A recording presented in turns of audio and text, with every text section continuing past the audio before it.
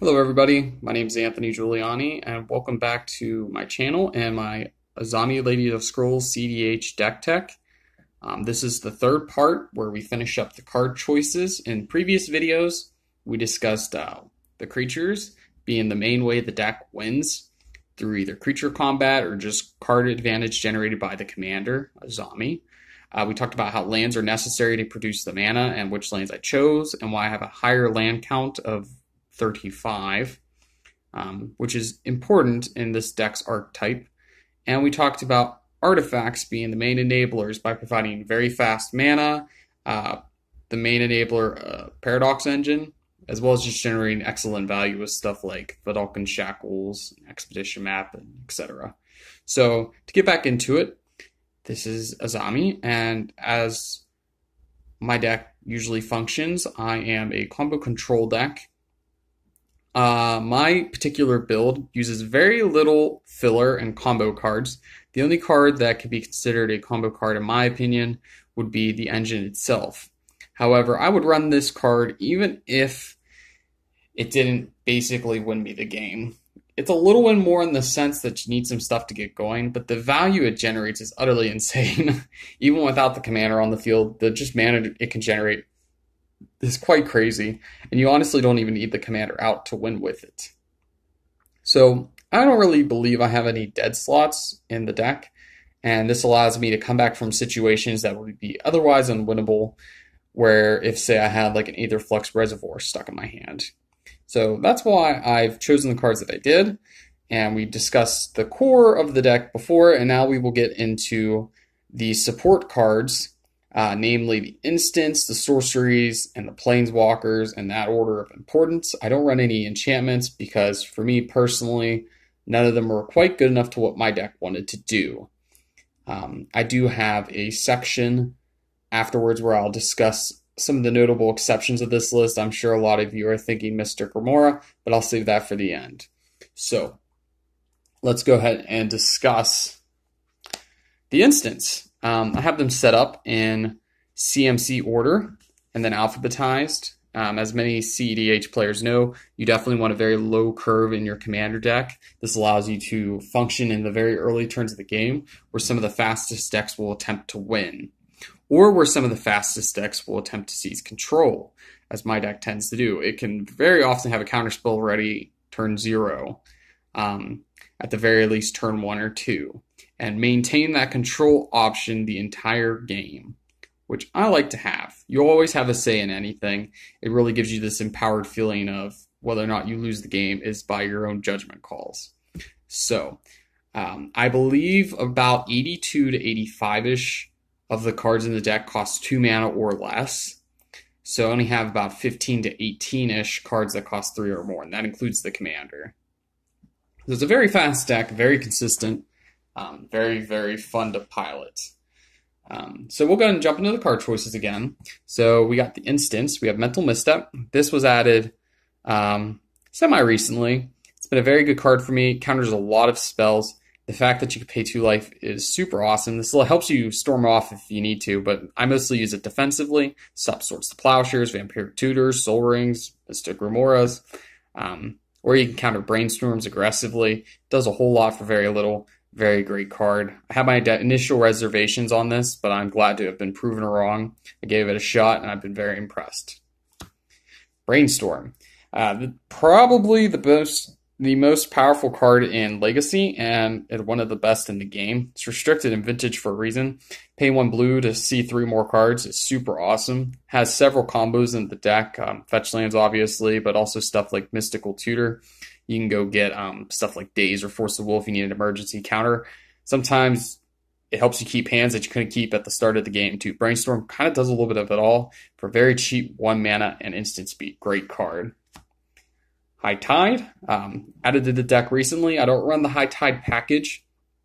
I kind of use it as a dark ritual, but sometimes all you really need to win the game is 3 or 4 more extra mana to really crunch out your win con with counterspell backup or slam that Azami early and draw 3 extra cards.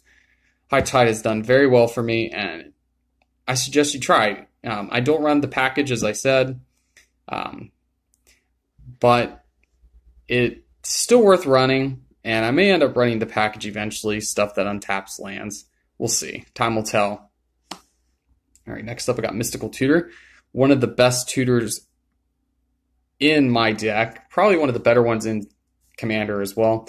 It grabs a lot of things, honestly. A lot of people use this in blue-black decks to go get stuff like Demonic Tutor. And this, it serves a similar role. I can get pretty much any card in the deck with the Mystical Tutor by starting a tutor chain. Also with stuff like Azami, it's 1 blue mana, go get Force of Will, or 3 blue mana, go get Mana Drain, or go get the tutor so you can win. Mystical Tutor's been very good to me. It's a very fun, powerful card. Spell Pierce. This is a potent card as well, especially if you go before the person in question that you need to use on. Sometimes you can just devastate somebody's hand entirely with a simple Spell Pierce. I don't run Negate. The fact that Negate costs 1 extra mana is super painful. Pierce has worked 99% of the time for half the price. Don't leave home without it. Okay, here's a personal choice of a counter spell. I have Steel Sabotage, 1 blue. Counter an artifact or bounce an artifact. Super awesome card. Counters some of the most powerful stuff in the format: Soul Ring, Mana Crypt, Mana Vault, Lion's Eye Diamond, Isochron Scepter, Paradox Engine, Brea, etc., etc.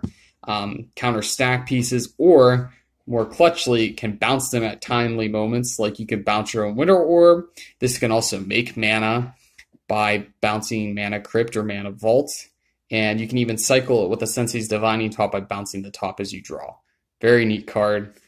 I suggest you give it a try if you haven't already. All right, next we got Swan Song. Very potent card. Catches about half of what Negate does for half the price and stops it cold, unlike Spell Pierce.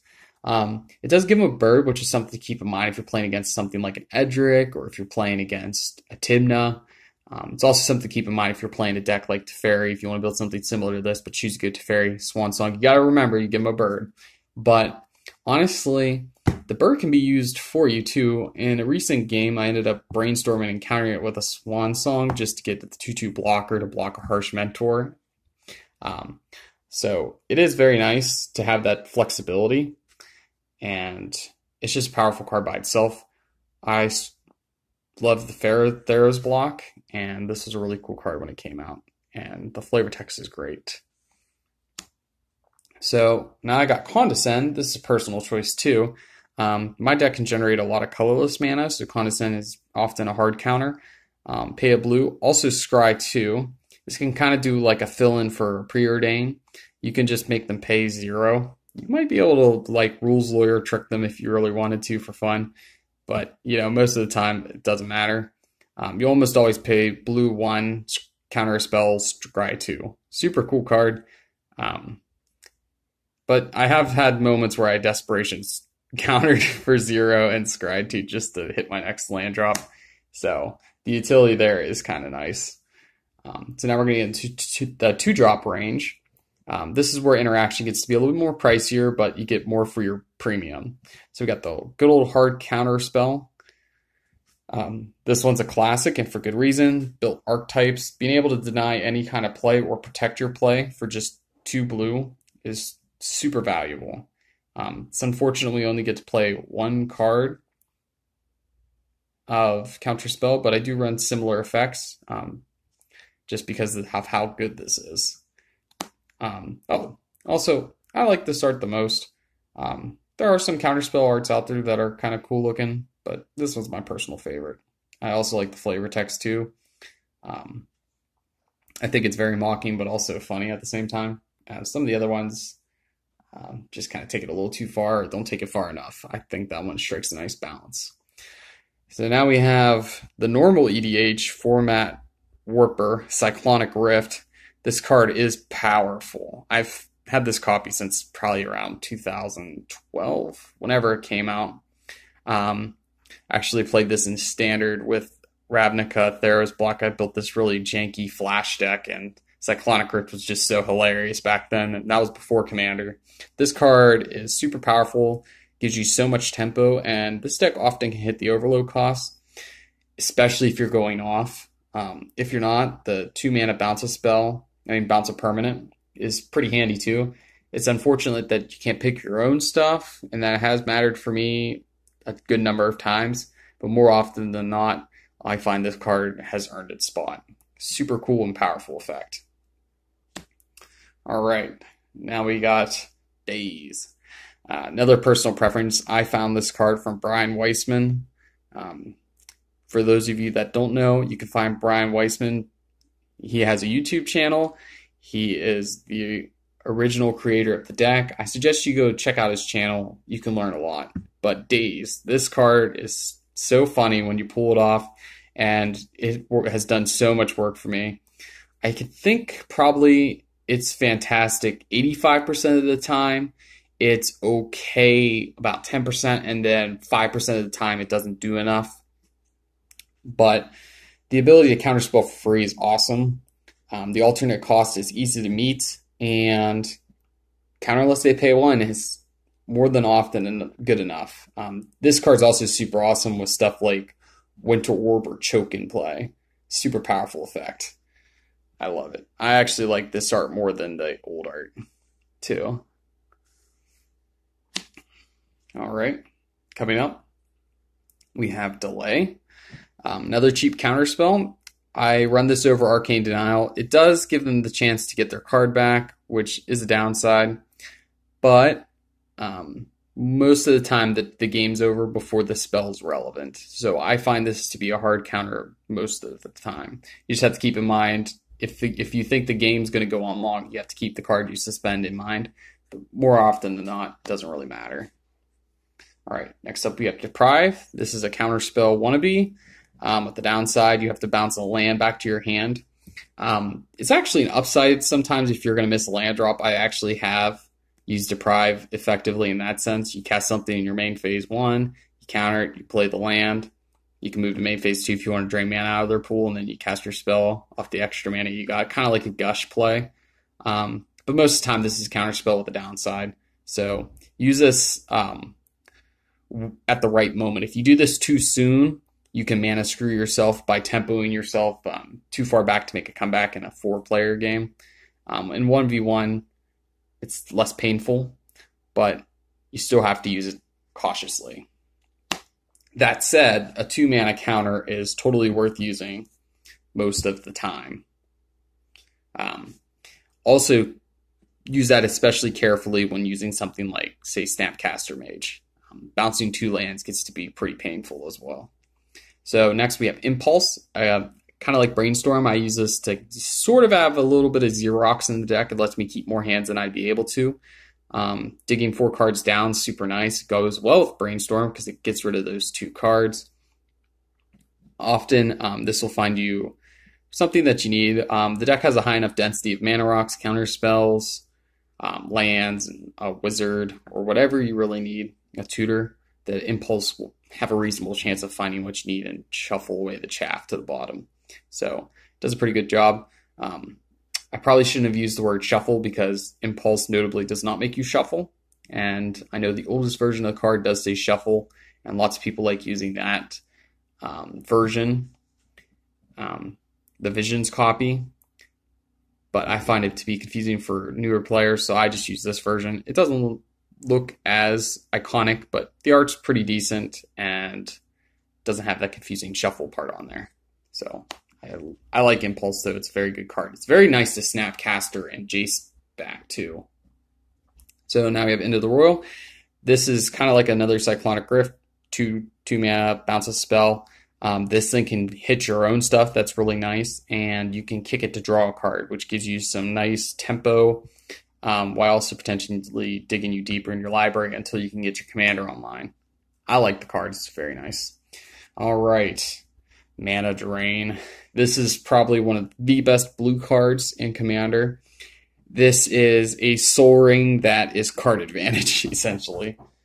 The amount of advantage this can generate for you early game is crazy. If you dump this into like a Gilded Lotus or a Tezzeret, you can pretty much win the game the next turn. Super powerful card. You should definitely be running it. Probably even in a 4-color deck or 5-color deck. Yes, blue is very hard to hit, but the reward for hitting it is so immensely high. All right, next we have Mana Leak, which why not as powerful as Mana Drain being counterspell with an upside? It is kind of a counterspell with an upside. It's blue 1, so the mana cost is easier, and you counterspell unless they pay 3. Most of the time they won't pay 3, or they can't. So a lot of times this is actually kind of better than counterspell. And all these counters with the blue 1 or blue X are actually really, really powerful when working with Brawl, in addition to being counterspells to help you loot. So stuff like Mana Leak, Delay are super awesome with them, especially with stuff like Remand, Memory Lapse too. So speaking of that, we have Memory Lapse. This is a very nice counter. Works really well to stop game-winning plays where Remand cannot. Like, I'm going to Swords to Plowshares Azami as you're comboing off. Oh, dang, I Remand it. Well, then you just recast it. But Memory Lapse can put it on top of the deck, give them problems. They can't redraw it immediately, and sometimes that's all you need. This is also notably one of the very few ways to still tuck your opponent's commander. If you Memory Lapse their commander to the top of their deck, and oftentimes they'll just go ahead and set it there, but then you follow up with the Jace the Mind Sculptor and Fate Seal them. And I've done that several times, much to the dismay of my opposition, and it's quite hilarious. It's nothing like tucking your opponent's commander and having a 5-counter Jace in play. It's pretty much game over in a 1v1 scenario, and even in a 4-player scenario, it's very hard to come back from that kind of brutality. So Memory Lapse, in addition to being a great counterspell, also has that utility. Very, very nice. Muddle the Mixture, one of the better cards in the deck. This thing can get about 40% of the cards in my deck by transmuting. So it's a double blue counter an instant or sorcery spell. That alone is really potent. Not quite worth using at the 2-mana spot to counter an instant or sorcery, but the transmute is what makes the card so valuable. Being able to tutor for things I normally couldn't get, and widens the range of my tutor chains immensely. Super powerful card. Biggest downside I definitely have to say is this one's really, really hard to reuse. So when you transmute, you need to transmute with a lot of thought put into it. Speaking of Memory Lapse, here's Remand. It's cousin. This one has the advantage of a cantrip, so it's better in a multiplayer setting, but it has the downside of giving you the option to easily recast, depending on the spell. That said, it's a very valuable tempo tool and just super handy. Oftentimes, all you need to do is Remand something to push through your threat. You can Remand your own spells to get some card advantage to dodge counters. I definitely think it's worth using in CEDH. All right, and we have Unsubstantiate, the non-cantripping Remand. Does have a couple of very important differences. Namely, you can bounce a creature to the owner's hand. That combos well with stuff like Gilded Drake. Gives you tempo, bounce Lab Maniacs. Also, it doesn't counter a spell, it returns it. So this has advantages to dodge uncounterable stuff like Abrupt Decay and Supreme Verdict, but has the downside not comboing with Brawl. So it is what it is.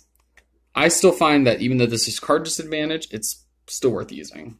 The flexibility is nice. Until they print something better, I think this is a card worth running. All right, here we go. Capsize is a card a lot of people will say I shouldn't be running. I should just run Chain of Vapor instead. However, I have bought this back several times, even without going for the combo. The ability to just buy back a bounce spell over and over again is super handy. This deck can generate massive amounts of mana. And of course, when you are comboing off, this often spells to get at the game for sure. Gives you Infinite Storm, like Venser does, and just makes it obscenely hard for the opponents to come back. In a 1v1 scenario, I've also gotten this down. Turn 2, Capsize Lock, about twice. Now, I've played several games, like 2,500 games, so doing it twice on turn 2 isn't that statistically amazing, but it was pretty funny at the time. I've done it a lot more on turn 3 or 4.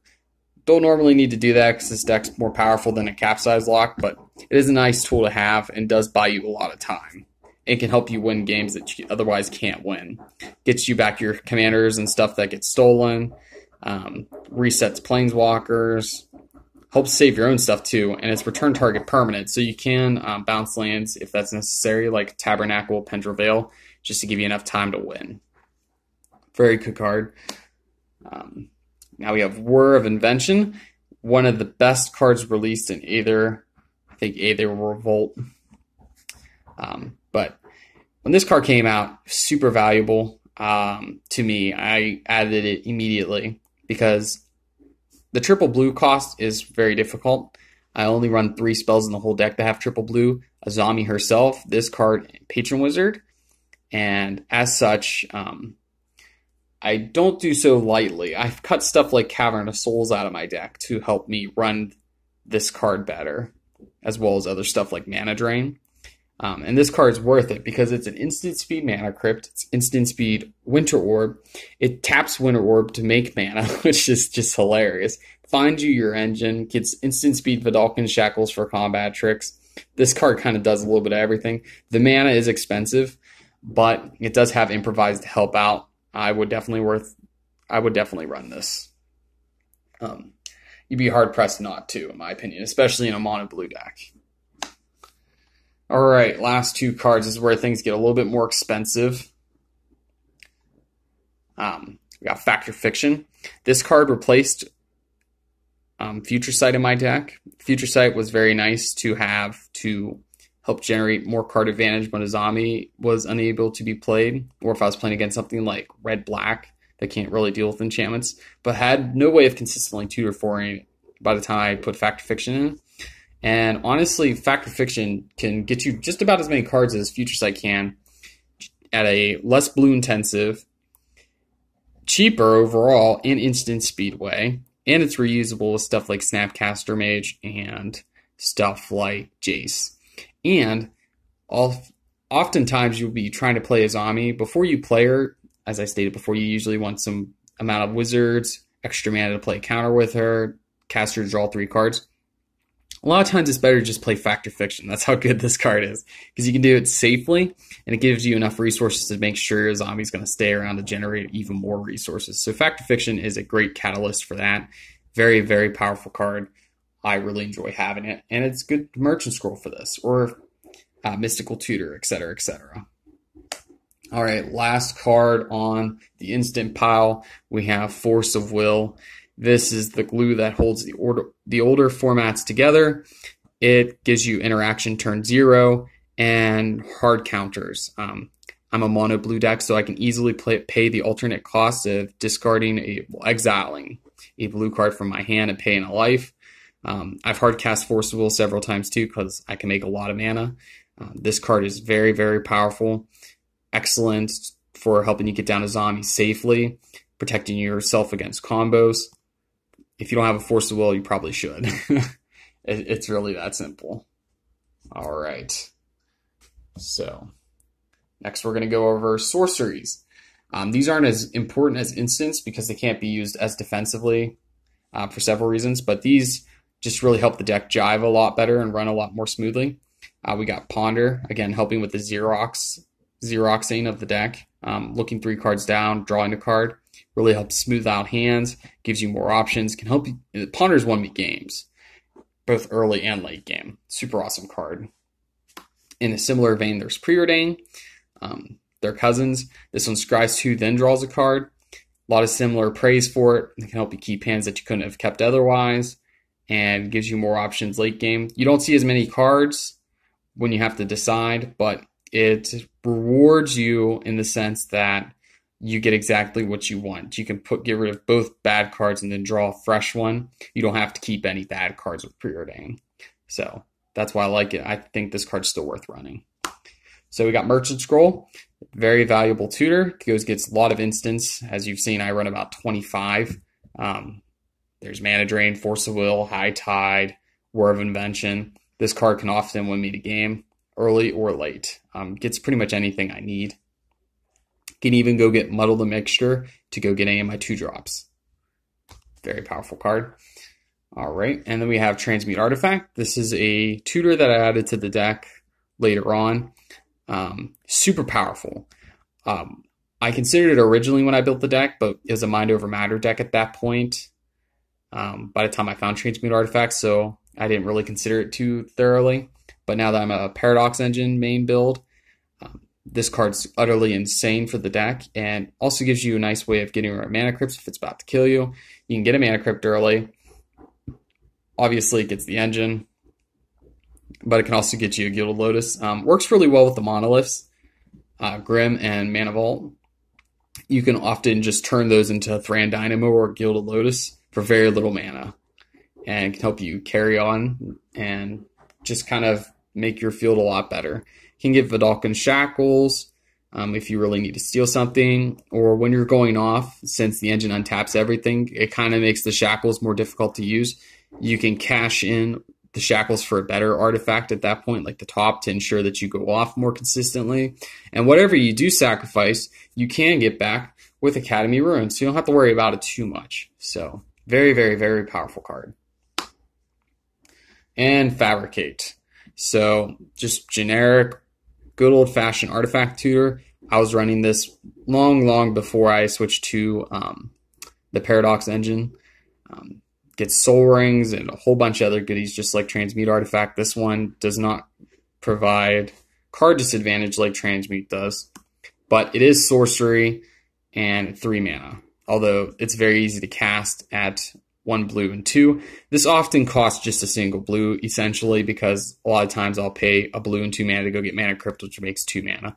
Very nice card for getting started early game, or late game getting the engine, or like a Gilded Lotus. Very powerful card. All right, and lastly, I have 2 Planeswalkers. I can't find the Planeswalkers with my tutors because I don't run long-term plans. That said, these cards are just so powerful, I find that it would be foolish not to run them currently. And those cards are Jace the Mind Sculptor. As I said, you can Fate Steel Commanders. The Scry is pretty useful on yourself too. It's essentially drawing a card. Brainstorm every turn. Very, very, very insane and great value. -1, return a creature to owner's hand. So he's a nice answer for problem cards that I can't deal with. He works extremely well with Gilded Drake and other cards like that. Can help reset problem cards. And then lastly, -12. Basically exile somebody's library and put their hand into their library. So it can help you mill out people that are very difficult to kill. He is a win con, but he does a whole lot of things, but he's not the best at all of them. But it's that combination, that Batman utility belt, that pushes him over the edge. I've won several games off of turn 2 Jace, and I expect to win several more. He does a pretty good job of filling in for Azami as well. Jace is crazy. Enough said. All right, and then the other Planeswalker, as I've shown in the other videos too, is Tezzeret the Seeker. This is a very artifact-centric deck, so Tezzeret fits right at home. His +1 often generates 6 mana in this deck. His -X can go get the engine, or several other back-breaking cards like Vidalcan Shackles or Winterwarp to tie up a game immediately. I can also get mana rocks like Soul Ring and Mana Crypt and Seed of the Synod, Mox Diamonds for value. And lastly, his -5 artifacts become 5/5 creatures until end of turn. Is an easy way to win the game too. As I said before, I believe I run somewhere in the realm of about 16 to 22 artifacts on any given build of my deck. So that means Tezzeret's ultimate can do anywhere between 80 and about 110 damage. Not quite enough to kill everybody, assuming no chip damage at all, but often enough times to get the job done. So that's the deck in order of importance. As I said, I don't run enchantments because currently I can't tutor for them like the Planeswalkers, and none of them quite fit the bill for what I need to just be worth running if I can't actively find it. Future Sight's nice, but in a random hand with 6 other cards, it may not be. Those Planeswalkers are almost always excellent. They provide immense value. That's why I run them still. So I'm going to talk about some cards I don't run. It's a non-exhaustive list, but I'll try to discuss them briefly and touch upon the reasons why I don't run them. So I'll start with Wizard, Curse Catcher. I don't run it anymore because the counter and instant or sorcery, unless they pay 1's telegraphed. I just didn't feel like he did enough. Cavern of Souls I don't run, as I said before, because I really, really love being able to hit the double blue non-wizard spells like Mana Drain or triple ones like Word of Inventions. I didn't find the upside of making my wizards uncounterable worth it because I have counter spells myself. Reliquary Tower, also kind of a win more feel. If you can't win the game off a Sculpted 7, I think your deck is built incorrectly. For the most part, you should be able to win. I just think it's kind of greedy. If you're at the point of the game where you can draw 8 or 9 cards, you're probably doing okay. And I no longer run cards like Forbid that care about buyback, discard 2. So I find the tower to be mostly unnecessary, especially given that it doesn't produce blue mana. All right, moving on. I don't run Candelabra of Tano's. As I said, I don't run any of the High Tide support package. I think the Candelabra is a pretty cool card, and I can run it with stuff like Ancient Tomb already and Minimo to generate extra value. But I don't think it really does enough unless you're already winning. And honestly, it's really, really expensive, so I'm not super pumped to try testing it out. Time may tell, and I may change my mind, but currently I don't run it. It's just not necessary. Same thing with Crucible of Worlds. I run 4 fetches, Strip Mine, and Wasteland. So I can't guarantee that I hit it every single time. I've play tested it several times. Even when you can hit it, this deck can draw a lot of cards. I already run a high enough land count to avoid missing land drops. I don't really need Crucible of World to ensure that I hit them. I actually got Strip Mine locked on starting on turn 1 against somebody, and I still managed to beat him. So I don't think it's really necessary. Mox Opal. This is a big one for me. I don't run it because I believe that Metalcraft is very, very win more. If in my deck I have any 2 artifacts out already, I'm probably already doing extremely well. If I'm already doing extremely well, I don't really care about a little mana rock that just makes 1 more mana. I'd rather just make my land drop next turn, personally. For those times when I don't have the other 2 really awesome artifacts. Additionally, a lot of my artifacts are a little bit more on the pricey side. They're like 2, 3, 4, maybe even 5 mana. So you really, really have to have a super abundance of very, very cheap artifacts to make Mox Opal worth it. And a lot of times people are like, well, you know, what if you wheel and Soul Ring, Mana Crypt, and all this other crazy stuff? Well, if you're already doing that, you're probably already winning anyways, and the Mox Opal is, again, win more, so I don't run that card. Arcane Denial, I don't run it because I don't like giving my opponent cards. My deck's already excellent at controlling the field and drawing a billion cards myself. I'd rather not give my opponent more options. I'm assuming and respecting that their deck is good. I don't want to give them a mini Ancestral Recall of letting them draw 3 cards. It's just not really how I want to do it. I know it's not Ancestral Recall, but it just doesn't feel right. I don't run Chain of Vapor, mainly because my deck's very permanent based. Azami costs 5 mana, Paradox Engine costs 5 mana. Yes, I understand that it can make mana similar to my Steel Sabotage can. But I often find that the drawbacks outweigh the benefits, and bouncing stuff that I stole with Gilded Drake sucks. I'm just not super impressed. I think it's a cool card and it's good, but it's just not for this deck. I don't run long-term plans either. I find that the card disadvantage and the slowness of it really holds it back. Yes, it can get my planeswalkers and enchantments, but I don't think that the benefits outweigh the negatives. So now I'll go and talk about Time Twister. I don't run any wheel effects because my deck, again, can draw so many cards. I don't really like giving card advantage to my opponents, and Time Twister is in a similar vein. Yes, it is card recursion too, which would be really nice for this deck, and I've considered it on that grounds, but Academy Runes provides pretty much all the card recursion that I feel like I need. Additionally, it provides mana. So it is a good card. If you have one, run it. Another thing holding me back on it is honestly the price. As I said in one of my previous videos, I'm going to law school. I can't afford spending $1,000 on a Magic card right now. It's definitely a cool card, but just not for me. All right, last 2, back to basics. I do run, I think, 11 non-basics, but I do run 24 basics. So back to basics would be a good card for me, but I don't run it because it's hard to tutor for, and I think Winter Orb does a better job. And lastly, Mystic Remora. If I had a way of tutoring it out every game and getting it at the perfect moment, I might consider running it, but currently It's very inconsistent. Sometimes it's great, sometimes it doesn't do a lot. It doesn't do a whole lot against me. It just slows me down for the most part. I can play around it. Or if I'm about to go off, I can just say, screw it, you can have some cards. It is a powerful card for sure, but it's just not needed in this deck. This deck can generate card advantage in several other ways, and I can't actively get it. And I personally think in a field with Tymna decks, it's a little too risky. But hopefully that explains some of my card choices and some of my notable exceptions.